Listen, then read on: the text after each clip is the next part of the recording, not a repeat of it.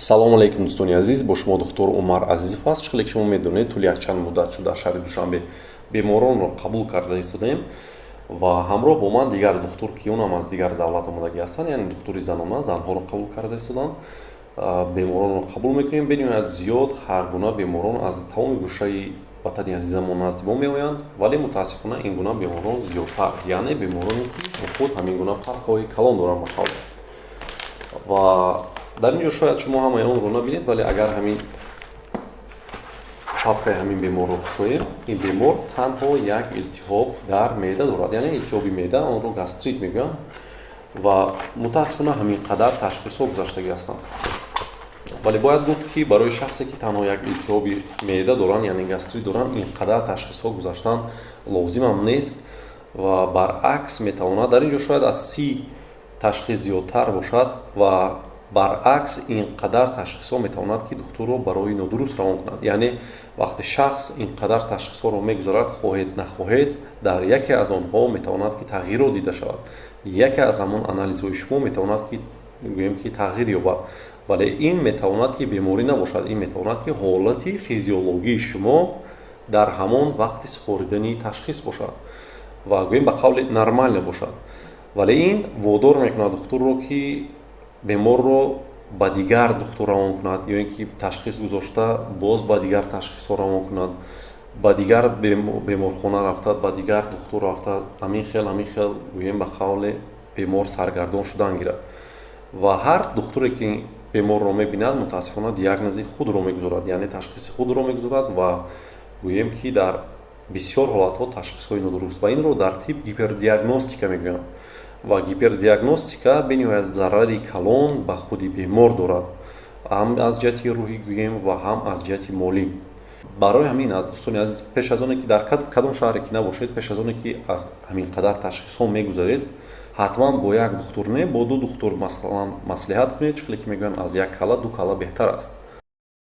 мехостам дӯстони азиз каме дар бораи принсипи кории худамон барои шумо маълумот диҳам. Якум, вақте ки шумо назди ман ё ин ки назди духтури занона меоед, аз шумо эҳтиромона хоҳиш мекунам ки ба ёрдамчии мо занг занед, вақти омаданро бо он кас маслиҳат кунед ва танҳо пас аз маслиҳат ба он кас ба назди мо биёед, ба хотире ки аз шаҳрҳои дур баъзе шумо меоед ва ҳамин хеле шавад ки дар вақти худатон биёед. дуюм, ҳатман вақте ки шумо ягон ташхис гузаштагӣ ҳастед, аллакай дар шумо ҳаст ҳамон ташхисҳо, ҳатман бо худ гирифта биёред, ба хотире ки баъзе ҳолатҳо мешавад ки мо мепурсем ки шумо ягон ташхис пешоб супоридагӣ ҳастед ё ин ки ягон ташхис гузаштагӣ ҳастед, мо мегӯяд ки бале, вале мутаассифона дар дастам нест. дар ин ҳолат мо баъзе ҳолатҳо маҷбур мешавем ки гӯем ки аз сари нав ягон ташхис, яъне ташхиси пешоб гӯем ё ки хун аз сари нав мегӯем супорид, вале агар ҳамон ташхис бо худи шумо бошад, шарт нест расходи зиёдтӣ гӯем ба қавле кардан. сеюм, принсипи кории мо дӯстони азиз, ҳатман вақте ки назди мо меоед, ҳатман дар баъзе ҳолатҳо лозим мешавад ки гӯем ки шумо ягон ташхис супоред. дар ин ҳолат ҳатман шумо бояд гурусна бошед ва пешоб нокарда биёед дӯстони азиз. ва дар ин ҳолатҳо баъзе ҳолатҳое мешавад ки мо мегӯем ки фалон ташхисро супоред ва шумо ҳамон рӯзе ки омадагӣ ҳастед, ҳамон рӯз метавонед ки ҳамон ташхисро супоред. агар ин кор набошад, шумо метавонед ки хона равед ва баъдан пагоҳаш биёед, ҷавоби ташхис дертар барояд ва гӯем ки як вақти зиёде вақти худатон ҳам меравад, вақти мо низ. дигар нуқтаи муҳиме ки мехостам барои шумо расонам, ин ба занҳои ҳомиладор дахл дорад. занҳои ҳомиладоре ки мехоҳанд ки ба назди духтури занонаи мо биёянд ва аз ташхиси ӯзӣ гузаранд ё ин ки худро дар қайд гузоранд ва ё ин ки гӯем ки ягон табобат гиранд, ба онҳо дахл дорад. аз шумо эҳтиромона хоҳиш мекунам ки вақте ки шумо меоед, ҳатман бо худ ягон нафарро биёред, яъне шумо бояд танҳо наоед дӯстони азиз. ин бениҳоят муҳим аст. эҳтиромона хоҳиш мекунам ки ин нуқтаро ба назар гиред.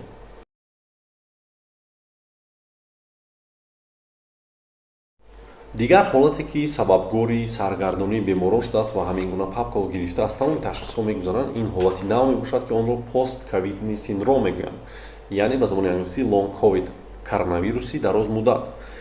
аз 100% бемороне ки коронавирусро гузарониданд, дар 20% ҳолатҳо мутаассифона вирус боқӣ мемонад дар худи организм ва зарари худро муддати тӯлонӣ расонидан мегирад. аломатҳояш бениҳоят гуногунанд дӯстони азиз. ба назди мо тамоми ҳамин беморон меоянд ва мо мушоҳида кардем ки аломатҳо метавонанд ки гуногун бошанд.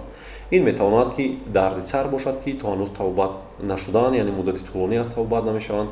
ин фаромӯшхотирӣ мебошад, бениҳоят фаромӯшхотирӣ гӯем ки шадид.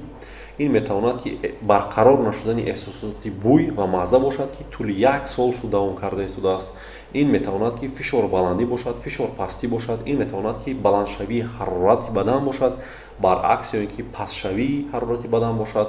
ин метавонад ки дард дар буғумҳо бошад, дард дар мушакҳо. Зиёд бемороне меоянд ки шикоят мекунанд ки дар онҳо тӯли 3 рӯз масалан тахтапушт месӯзад ва баъдан 2-3 рӯз яъне баст мекунанд ва боз шурӯъ мешавад ҳамин чиз.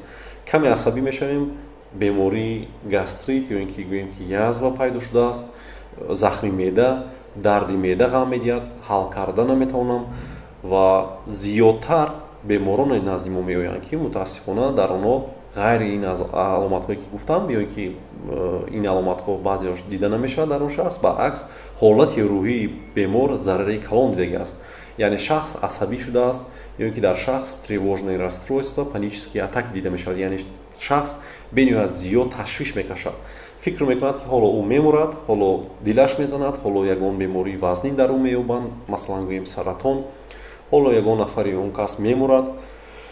ҳамин гуна эҳсосотҳо дар ӯ пайдо мешавад ва фишори хун баланд мешавад новбаста аз оне ки ҷавон аст ва мутаассифона назди кардиолог мераванд, назди невролог мераванд, духтури асаб, вале ягон натиҷа намегиранд, барои ин ки сабаби бемории ин шахс ин постковидный синдром мебошад, яъне лонг ковид мебошад.